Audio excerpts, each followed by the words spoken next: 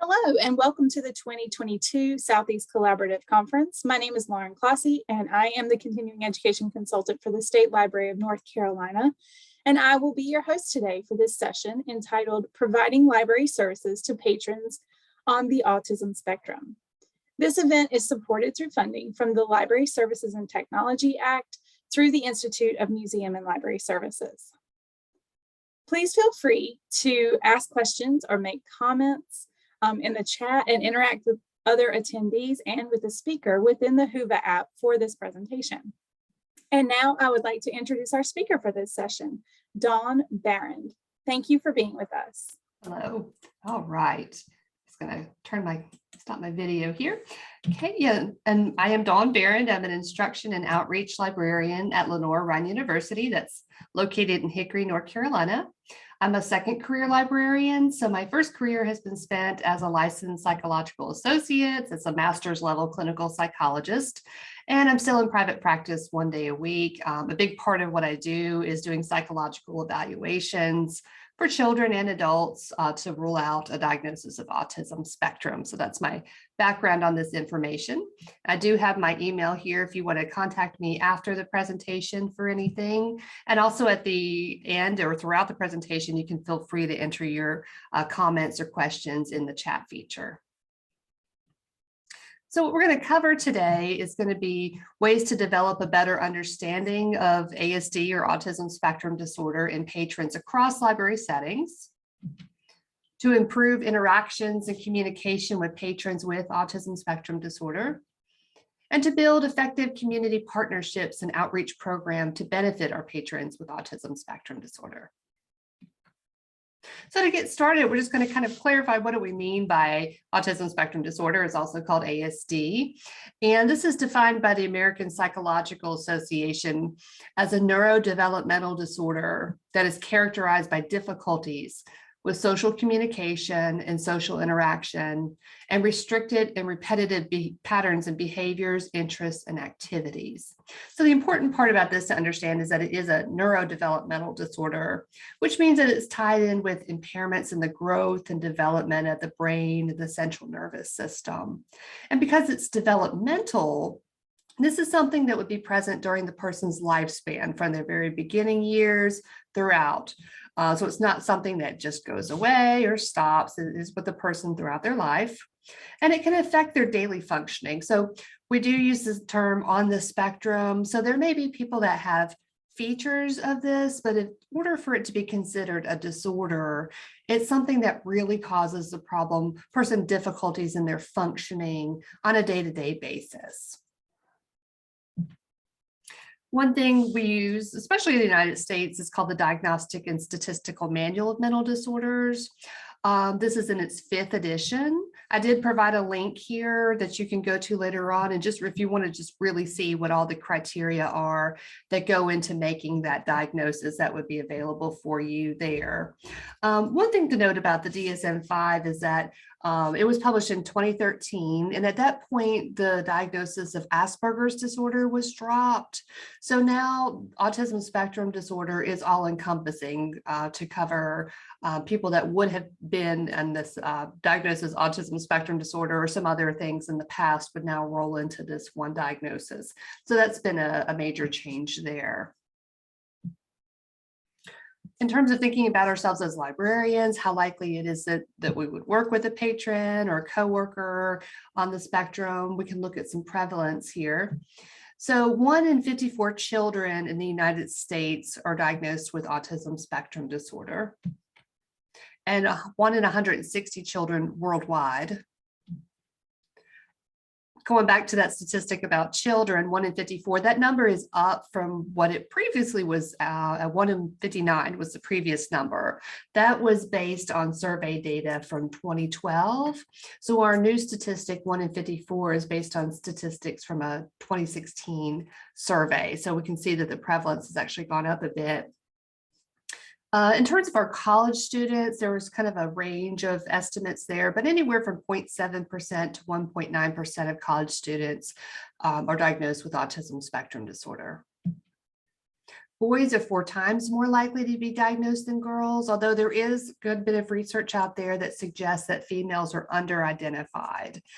So just the way the criteria is written suits more the presentation of boys, but it is possible that there are more females out there that just haven't been diagnosed. And it does affect all ethnic and socioeconomic groups. And it is the fastest growing developmental disorder in the world. Some advocacy organizations to be aware of that you might want to go look at later and see what kind of resources they have, or just to be able to let your patrons know about. There's a few that are well known. There's the National Autism Association. This is a nonprofit agency that works towards advocacy, awareness, research, and educating people about autism spectrum disorder. The Autism Society, this is a grassroots organization, and they really are just working to improve the lives of anybody who's affected or impacted by autism spectrum disorder. And then the Autism Self-Advocacy Network, this is also a nonprofit, and this one's run by and for people with autism spectrum disorder, and they're just advocating really for inclusion. So anything from legislation to how these individuals may be depicted in the media. So just really advocating for that. There is another resource. I did not put it on the list here because there has been some controversy with it.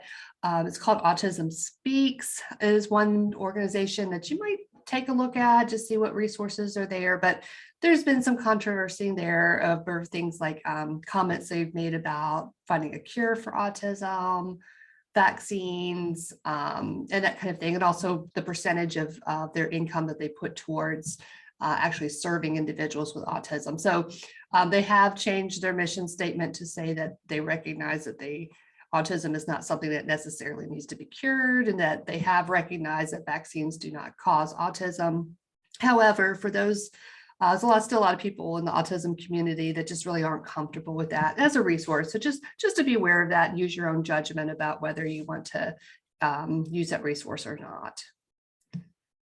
So getting back to what autism spectrum disorder is and how it presents, as we mentioned, it is a developmental disorder that is present across the lifespan. So as different times in a person's life, there's different initiatives or things that we want to pay attention to. So for infants and toddlers, really we're kind of working to advocate for early detection and early intervention to try to help provide some services as soon as possible. The CDC, you can follow this link here, Learn the Signs, Act Early. This is a milestone tracker that lets parents kind of know, where their child should be hitting some milestones anywhere from birth to age 5. The American Academy of Pediatrics does recommend screening for autism at 18 to 24 months. So as early as that, they start screening. And the average age of diagnosis in the US would be between 3 and 6 years old. And at this time, really, again, looking at these milestones, is the child reaching milestones? Maybe they are in certain areas and not in others, and just kind of see, do the children need some intervention at this point? Next, we get into our school-age children. So for these children, really at this point, the focus becomes, again, getting them treatment if needed, but really those educational accommodations. So for those librarians who are maybe in a public school, public library or school system working with this age group, maybe providing some resources that provide information about how to get those educational accommodations is important. So there is the Individuals with Disabilities Education Act. This is a federal educational mandate that guarantees that students with disabilities will get a free and appropriate public education. So along with that would be receiving something called an IEP, or an individualized education plan. That process can be difficult and pretty daunting for parents to go through. So really, again, providing them with the toolkits such as this. All of these toolkits come from the National Autism Association. So these are links you can click and share with your patrons, but as much information as they can get about how to even ask for an IEP, how to have input into that process, how to make sure it's implemented, will be really helpful for those parents with children on the spectrum.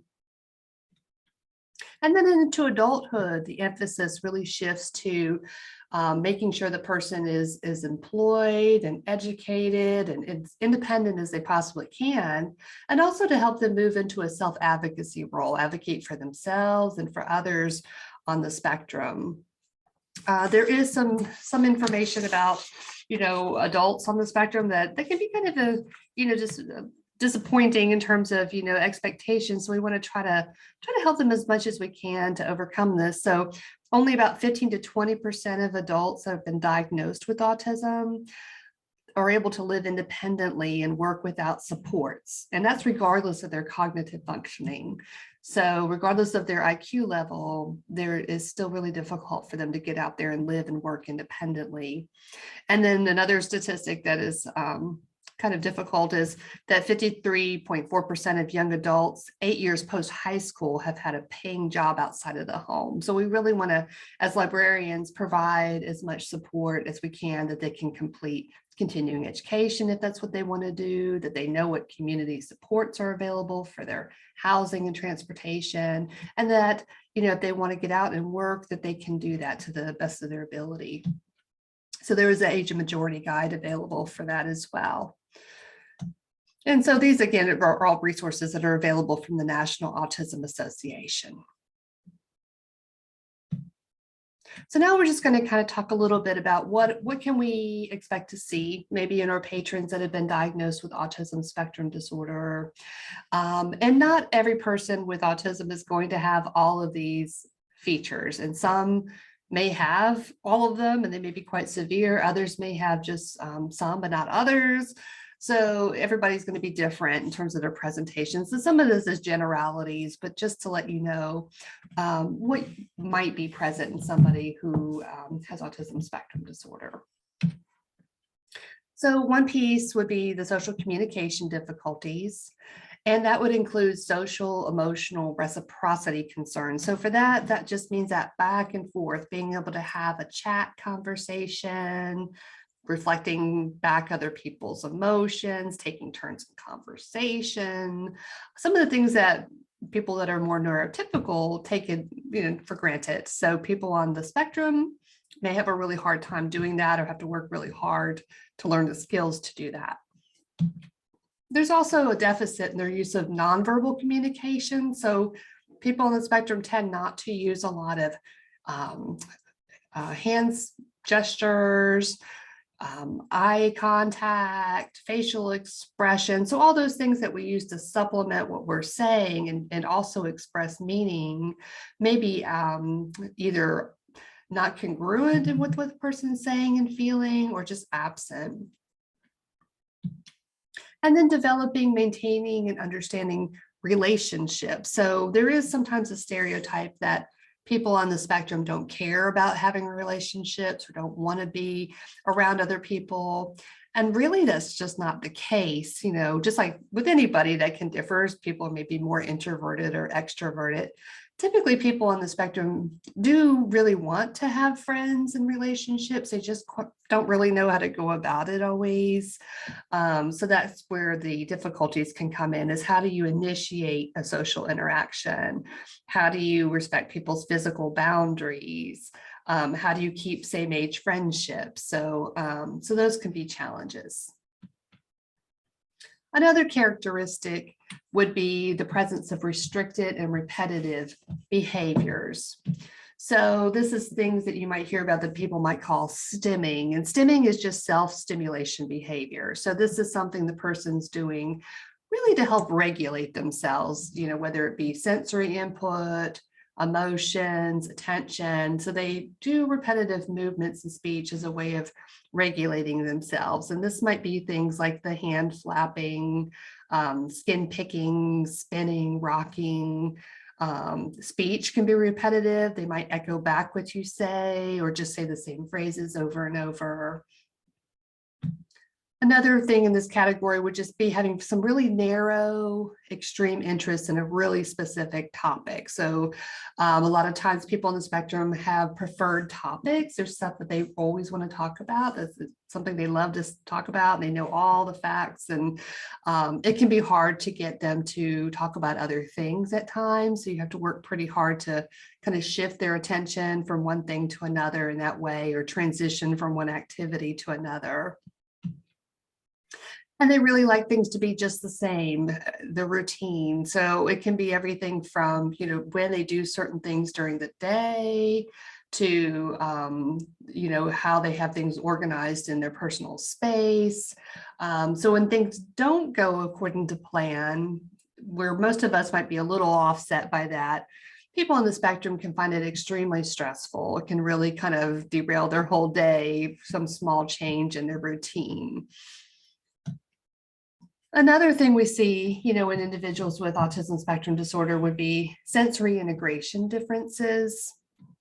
Sometimes this is hyperreactivity to sensations. So lights might bother them, sounds, textures, smells, foods, and also maybe have a very low pain threshold, something that we may not even feel, somebody on the spectrum might find just agonizing. And in reverse of that would be hyporeactivity.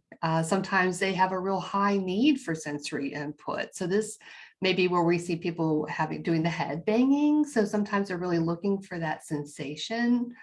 They might injure themselves by picking their skin until it bleeds. Sometimes they want to touch people, they want to hug people. So this can be a problem in our patrons who are older, and they're not really having any bad intentions, but they just really enjoy that sensation of touching or hugging other people. So trying to have to redirect that sometimes. And they may have a really high pain threshold. They might really injure themselves and not even realize it because they're just not feeling that sensation. And a person on the spectrum could have a combination of both of these things. This is one of those issues that we look to occupational therapists to help us out with. So people on the spectrum can go to occupational therapy to have an assessment to see, where their concerns might be, and to get some help in learning some skills, and also some things that can help them, like, weighted vests, weighted blankets, sensory bags, that kind of thing. So another issue that goes along with autism spectrum disorder is executive functioning and self-regulation difficulties. So, people on the spectrum, like we mentioned, do have a wide range of IQ levels. So in almost half of people who've been diagnosed are at least in the average to above average range in their IQ. So only a third of individuals with autism spectrum disorder actually have an intellectual disability. But despite this, it still can be very challenging for them to have good executive functioning skills. And by executive functioning, you're thinking, planning, doing, knowing when to stop something, start something else. So that organizational and structuring can be really challenging for them. Along with this is difficulty regulating emotions and impulses and sensory input. So sometimes people on the spectrum do seem like, sometimes people use the term meltdown, so they might get very upset about something, or if they're happy, they're like really happy. If they're sad, they can't, just extremely sad. So it's really hard for them to regulate that and kind of, calm down when something distressing has happened. And to kind of manage their impulses. Another part with this would be that often people on the spectrum have a really good rote memory. They can remember, long-term things, just memorizing facts and whatnot, but their short-term memory is very poor. So if you tell them something in the short term, it's hard for them to kind of pay attention and hold on and use that information right there in the moment. So that can be a challenge there. And as you see, a lot of these things sound like ADHD, and often people with autism spectrum disorder can have both diagnoses, but more and more we kind of look at autism spectrum disorder as being the primary diagnosis that does tend to explain some of these other concerns that we're seeing here. And also what's important part to remember is that people on the spectrum often have a weakness in processing speed. So if they're learning something new or you're telling them something, it's not that they don't understand it. It just takes them a little bit longer to process it and kind of take that information in. And they might tend to work slowly on things that were some tasks that you give them. It might take them a little bit longer.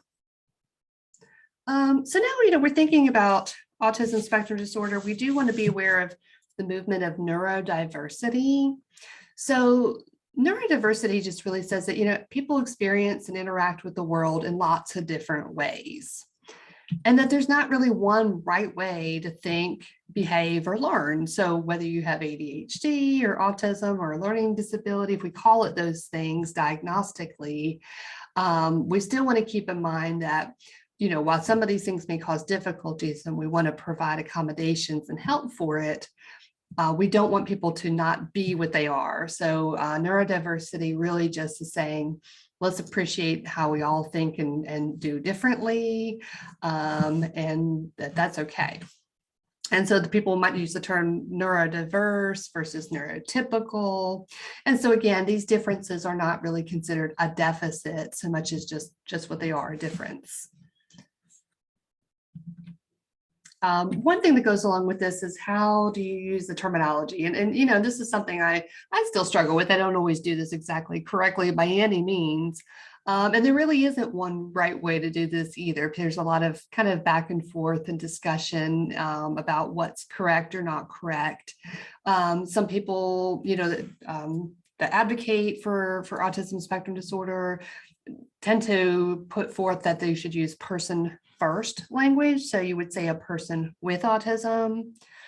But there's been a lot of talk and research that shows that people who actually have autism spectrum disorder really prefer identity first language. So they might say an autistic person. So really, if you know the person and you know that you have autism spectrum, ask them, how they feel comfortable for you to address them. So it just varies. I don't think there is one correct way at this point, but just know that there might be a preference from that person about how you use that language with them. So we talked about some of the difficulties that go along with autism spectrum, but it's important to remember there's a lot of strengths as well. And this is not, just my opinion. This is something there's lots of research out there that kind of has put this together as well, so that people, with autism spectrum tend to have, like I said, a unique view of the world. That neurodiversity gives them a different perspective. They tend to be very straightforward. They just tell you exactly what it is that they're thinking. They tend to be very persistent. They stay with the task until it's done. They work very hard on that. Very detail oriented. They can really focus on something and put all their attention on it when it is something that they're interested in particular. A lot of tenacity, just stick with it kind of thing. And then just really thriving on routine. If they have a routine and everything is going according to routine, then they really can do really well with that. And these are, again, not everybody on the spectrum is the same. So this is, we don't want to stereotype people, but just in general, there's a lot of strengths that go along with autism spectrum as well. So in terms of us being librarians, what are some of the challenging behaviors that we might see and need to be aware of? Something that can be kind of difficult for some people to work with is the eye contact. So people on the spectrum tend to have what we call poorly meshed eye contact, which means that they might stare, or they might look away or just have very choppy eye contact. So it's hard for them to kind of use really nicely meshed eye contact. They might tend to speak very loudly, especially if they're excited about something, like a topic that they're interested in. They might get loud. They may have difficulty recognizing personal space. So if somebody doesn't know them, that might make them uncomfortable if they keep kind of getting closer and closer in their bubble, so to speak. So they may not always recognize that need for personal space. And people on the spectrum do tend to be very blunt. They don't some people say they don't have a filter, which means that whatever they think, they just say. And so, in this case, they don't really mean to hurt anybody's feelings. It's just kind of how it is. They just kind of say what they're thinking sometimes. They might make sounds repetitively. So this goes into some of those stimming behaviors. So they might hum or make noises with their mouth, or, different sounds that other people might find annoying or distracting in a library.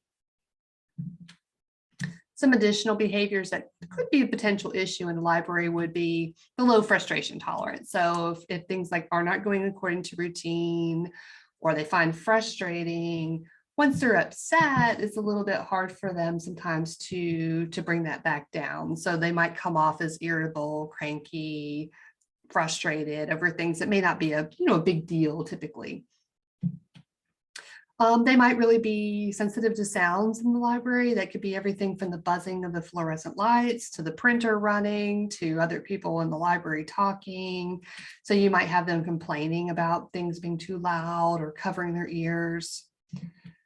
The stimming behaviors, like we mentioned, they have a purpose for the person on the spectrum, but for those using the library space, it can be distracting or loud, or just something that's hard for them to manage. And another thing to be careful of with our patrons, and this is something to kind of look out for them, is that they don't always understand danger or risk. So if somebody was to come up to them and maybe try to take advantage of them in some way, they may not recognize that the person's doing that. Or if it's a child, they may not understand that they can't wander away from their parent and just run the library. So there is some element of risk there that they're not always aware of.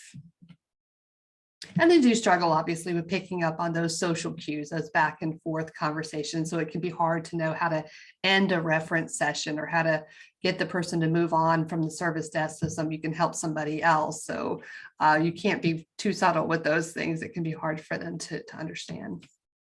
So what are the tips? What can we do to work effectively with patrons, coworkers, students, what have you on the spectrum? So one thing you can do, and this could be, whether we're talking about a reference session, we will talk a little bit about library instruction in particular in just a minute here, but this is really whether you're service desk, reference session, whatever, really try to structure the interaction. You're going to explain what you're doing, what's next, and why. So, it really helps them to kind of stick with it, pay attention, and not get frustrated. If they know, a lot of times people on the spectrum want to know how long something's going to take. If they know how long, what the steps are, that's fine. But if it's open-ended, they don't really know what to expect, that can be a bit frustrating. And like we mentioned with the processing speed concern, you have to give them time to process what you're telling them. So a lot of times as librarians, we are pushed for time. We have lots of people we're trying to help. But, you do have to kind of give them a moment to process it and then respond, and then kind of work with them in that way, so that it's not too overwhelming and that they have a chance to really kind of take that information in. Being clear and direct is appreciated often by people on the spectrum. They are often very direct. And so, what may seem to us as rude, like if you were to talk to somebody, a neurotypical person, and be very blunt and direct, it might be perceived as pushy or rude. But for somebody on the spectrum, it can actually be kind of helpful for them to have that very direct interaction. We do want to avoid sarcasm, figures of speech. So, if we're kind of joking or just using kind of, sometimes we'll say something, that we clearly don't mean and make a different, facial expression. So our facial expressions and our comment don't go together, which is amusing to some people, but for somebody on the spectrum, that can be really confusing to them. So just trying to avoid, it doesn't mean you can't use humor. People on the spectrum do enjoy humor just like anybody else. It's just this type of humor or type of comment can be a little confusing for them at times. And then it's nice if you can work out to have a space in your library kind of away from the public area where people can go to regulate if they need to. So this could be in an academic or a public library or school library. So if somebody is engaging in some kind of intense stimming behaviors, or maybe they could become upset, having a place for them to go and just kind of regulate and get themselves together and come back can be a really nice thing to offer. Some other tips for interactions would be to just don't rely on gestures. So some people do like to talk with their hands. I'm one of those people. And, but you can't depend on that to really convey what you're trying to say to the person. So just be careful about relying on gestures. You can use gestures, but, you can't really expect the person to pick up on that. And be willing to repeat yourself or clarify exactly what you meant. So this goes along with them just being very, sometimes concrete in what you're saying, but also the processing speed. So it's okay to go back and say, what I really meant was this. Visuals are often appreciated. People on the spectrum do tend to think just a little bit better in terms of visuals. So if you have something like, charts, or if you can draw a quick concept map, or have like a graphic organizer to help them, if they can see it in some way, it often makes it easier for them to connect and to understand what you're telling them, as opposed to just talking. Closed-ended questions were often taught in library school to use open-ended questions to kind of figure out what the person really wants and what they really need. Somebody on the spectrum, that's going to be frustrating for them, and it's going to be very extend the process of what you're trying to do. So just being very, do you need this? Do you want that? Did you get enough information? Do you want me to help you more? Just very yes, no kind of interactions are going to be helpful to kind of keep things on track as much as possible. And then, if we do have maybe a child or somebody who's having some behavioral concerns in our library, offering them choices is helpful. So we know that some of the behaviors that may not be considered necessarily appropriate for a library may actually be serving a function for that person. So the stimming behaviors, or even, some of the social interaction concerns.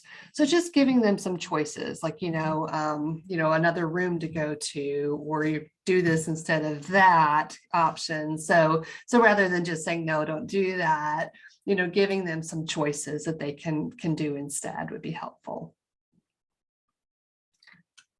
And then touch, we don't really want to use a lot of touch. And of course now, with COVID, I think that's kind of ended that for a lot of people. We don't really do that so much anymore, but sometimes people on the spectrum, like I said, some people do like the touch, but some really don't.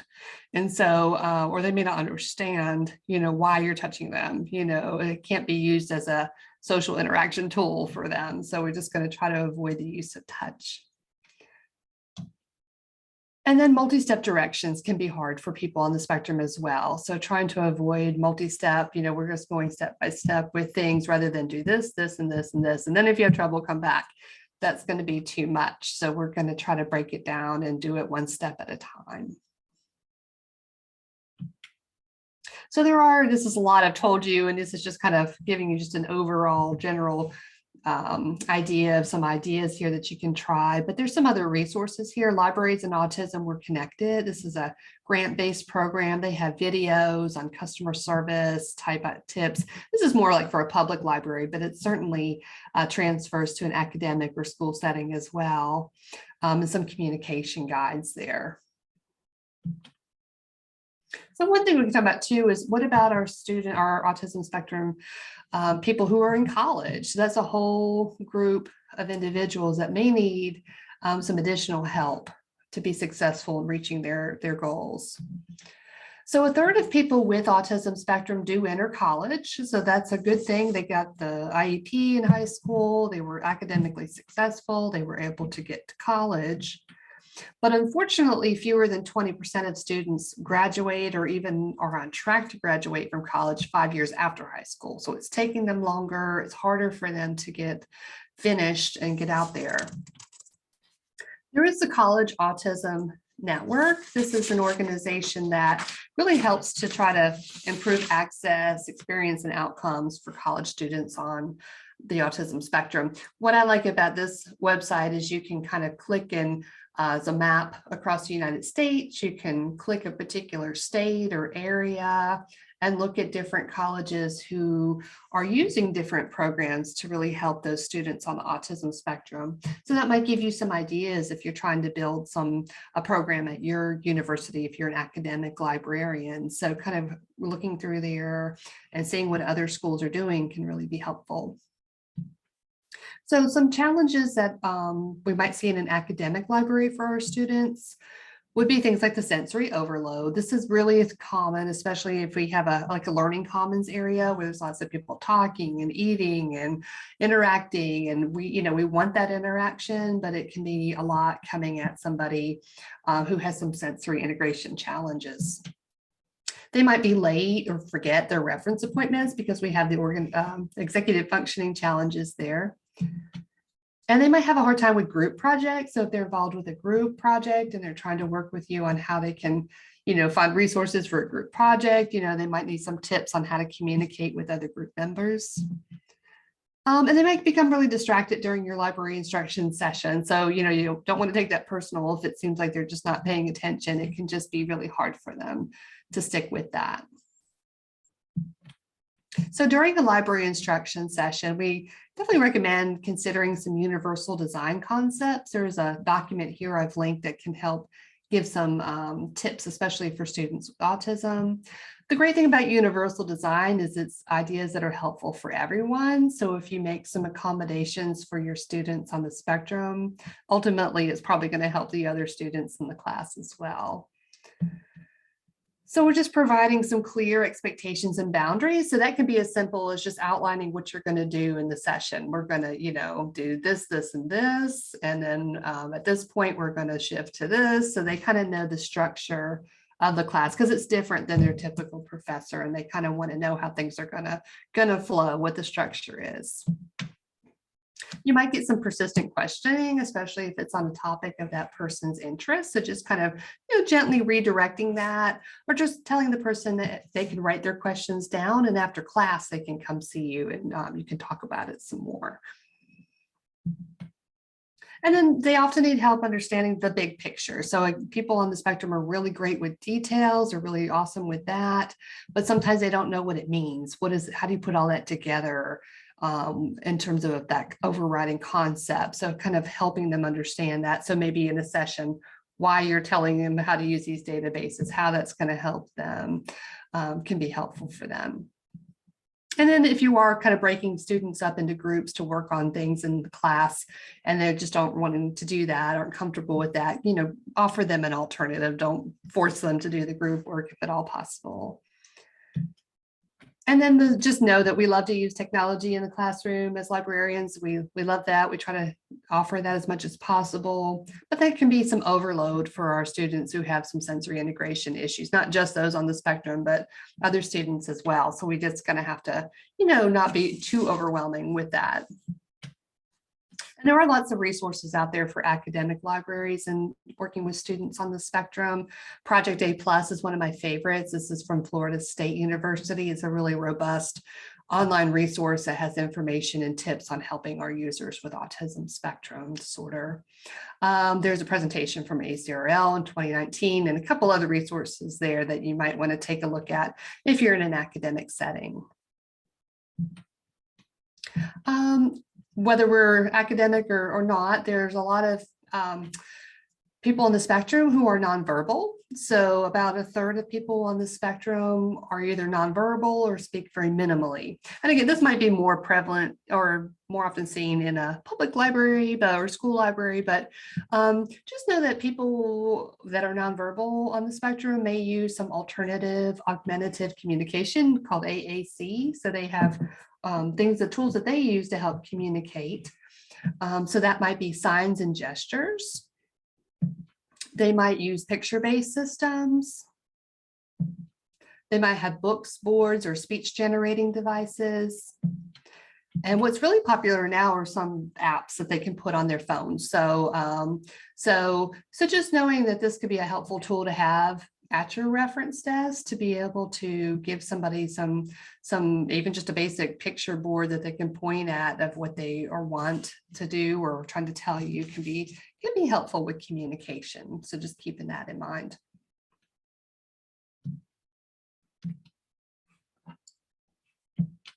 And this is just another slide here that looks at assistive technology. So it's everything from, a talking word processor to even just knowing that keeping noise canceling headphones at the desk can be helpful. So that can help with the noise overstimulation there. So lots of different things that, that you could think about having available for your patrons, or just being aware that they may have these things and want to use them to interact with you can be a good idea.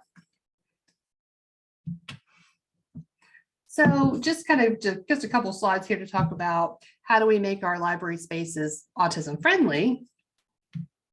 So one thing, and again, these are universal design concepts that are going to help all of our patrons, is having really clear and consistent signage. So just really clearly word it, use visuals if you can, and having it color coded, like the picture I have here on the slide. That's going to help people too, is just to say, this is a quiet area, this is a group work area, what have you. So some color coding can be a good use for signage. If you're comfortable with it, and some libraries are not, it just depends on, your population or how comfortable you feel. But if you can put names and pictures of their library staff so that they know who they can approach for help. So we know that people on the spectrum do often struggle with initiating interactions. So if they can see that that's a librarian, that's somebody I can come talk to, that might help them to approach you.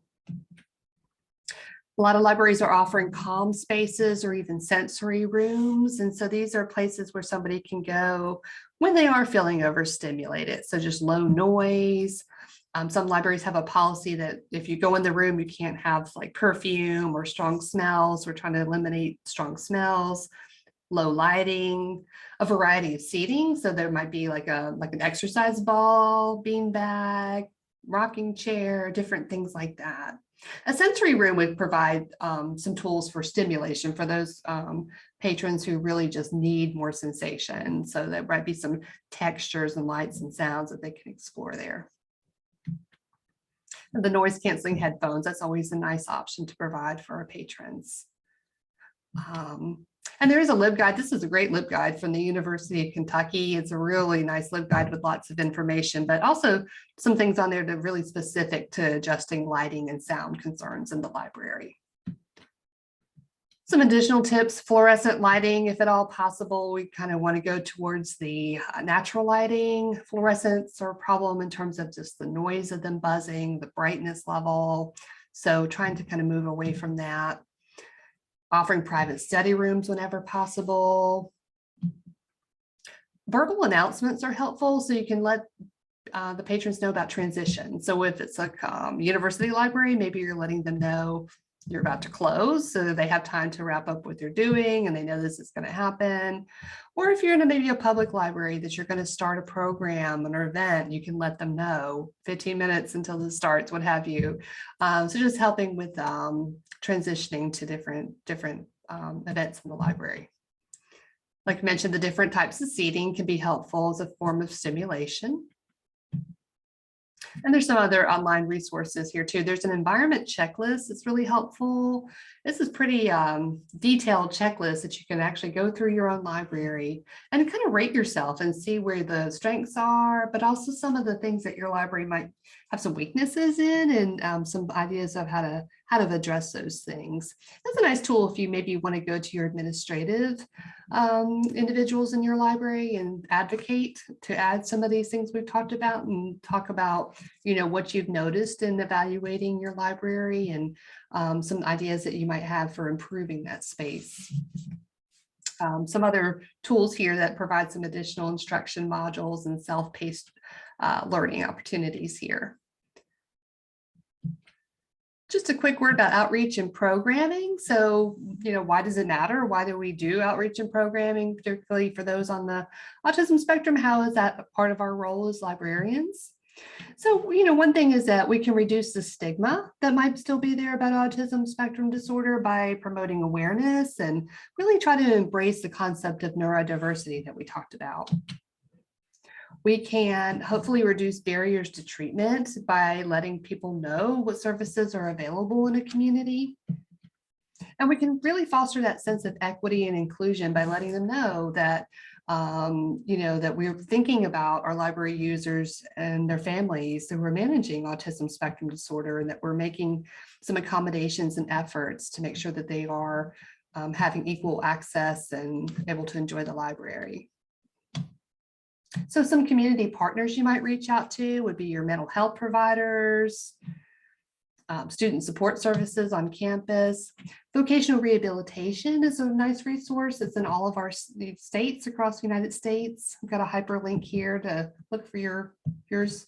But what they do is they're there to help anybody who has any kind of diagnosis to get and maintain work to the point that they can. So they're going to provide job coaching, job placement, those type of things. Caregiver support groups. There's advocacy groups that we talked about, social workers, school counselors, occupational therapists, speech therapists, lots of people that you can reach out to. If you're in a school library, some things that you might do would be to sponsor a training for autism spectrum disorder during a teacher workday. You might have a parent night where you really provide some tips for parents whose children might be on the spectrum to help them be successful at school. You could host a social skills group using social stories and helping them build some social skills. And maybe have a special collection of resources for teachers to learn more about how to do instruction and behavior management with students with autism. And maybe partner with your school's occupational therapist to help provide some sensory-friendly materials and activities for the students visiting the library. Public libraries, you could invite an expert to give some talks to different age groups like parenting tips, social skills, adulthood transitions, have a collection of core popular titles on the topic. You can promote your electronic resources about autism spectrum disorder like ebooks and articles. And you might offer to visit preschools and elementary schools to offer some autism spectrum disorder friendly story times.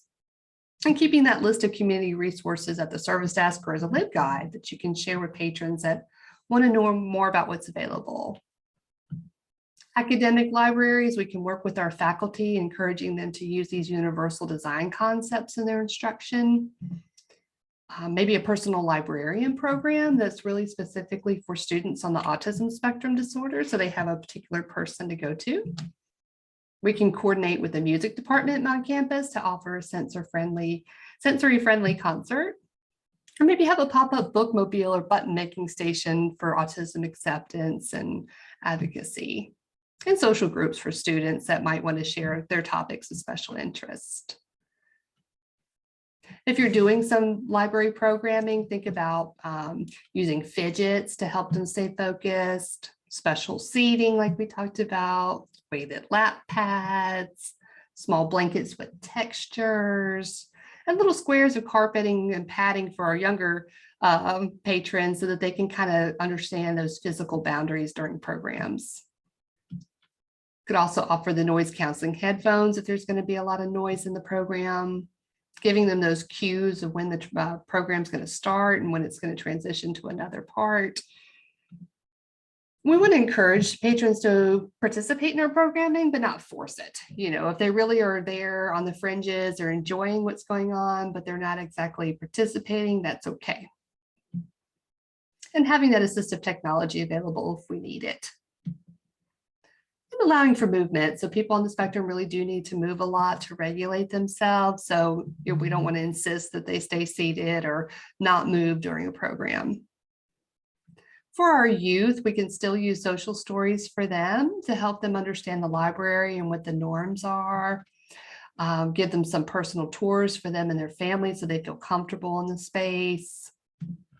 And maybe host a teen book club so they can have that social learning component there.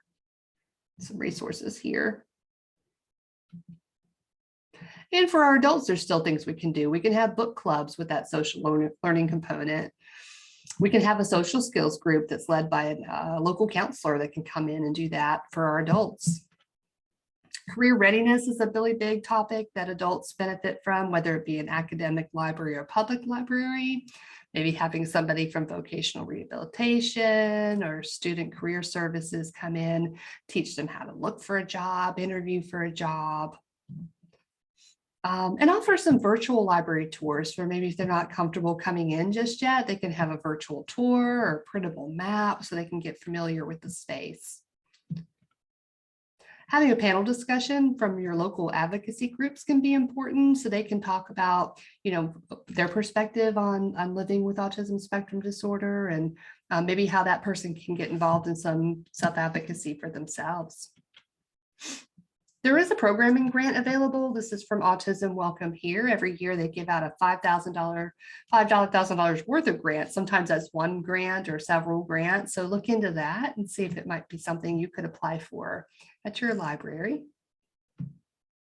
We now recognize Autism Acceptance Month. That is in April. That is through the Autism Society.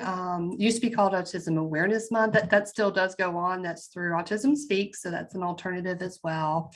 But more and more people are seeming to take part in Autism Acceptance Month. And there's some resources here if you want to use that in your library. Okay, so that's a lot of information I shared, and I'm going to ask you to put any questions and comments in the chat so we can go over that. Thank you so much, Dawn. This was excellent. And thank you for everyone who is attending today. If you have questions, again, like Dawn said, please feel free to reach out to her or to the conference host if you have questions using the Whova app. And an evaluation will be provided with conference session resources. And we welcome your feedback about this session as well as about the conference itself. So thanks to everyone for making the 2022 Collaborative Conference a success, and we will see you next year. Thanks.